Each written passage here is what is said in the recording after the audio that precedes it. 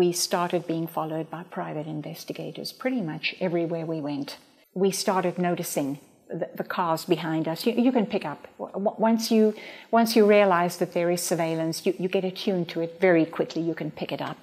And at times there were like 6 and 7 cars, one following us, then he would peel off, another would take his place, and he would peel off, and a third would take his place. And we got fairly good at spotting them.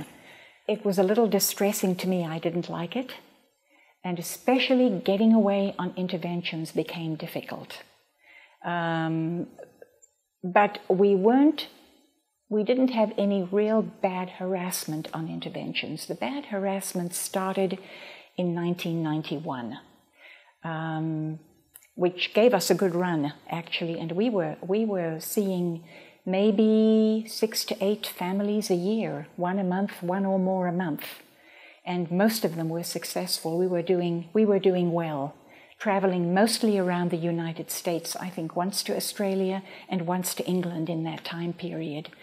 And then in 1991 it got hairy. And I think that if Marty Rathbun and Mike Rinder ever decide to talk about this, they will talk about some of the operations that were launched against us because they were extensive. For example, there was the one case in England in early 1991. We landed in Heathrow, met John Atack, got to our destination in Exmouth, and within a matter of a few hours, John's wife had been called by someone pretending to be Jerry's father trying to contact him.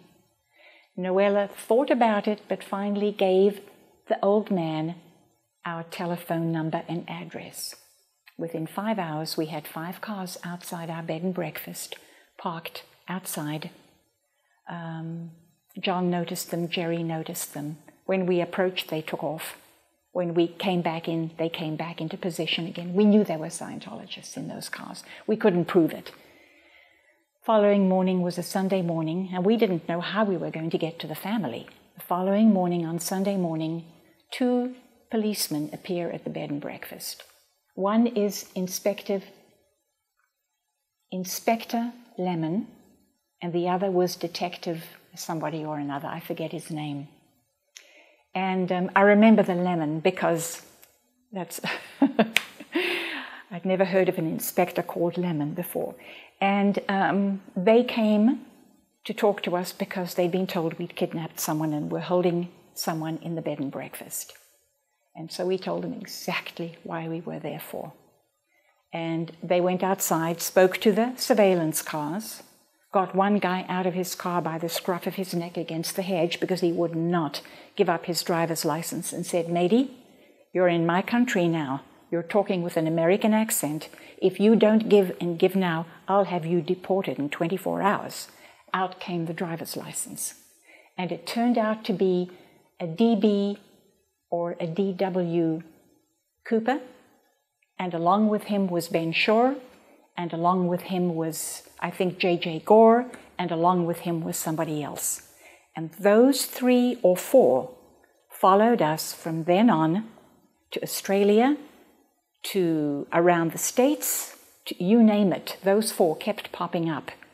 We didn't know they were filming us. We checked into a residential inn suite, and these boys were in the suite opposite us, filming us coming and going, filming us entering the house, and we were just doing a prep at that time, just preparing for everything. One afternoon we were in a restaurant, and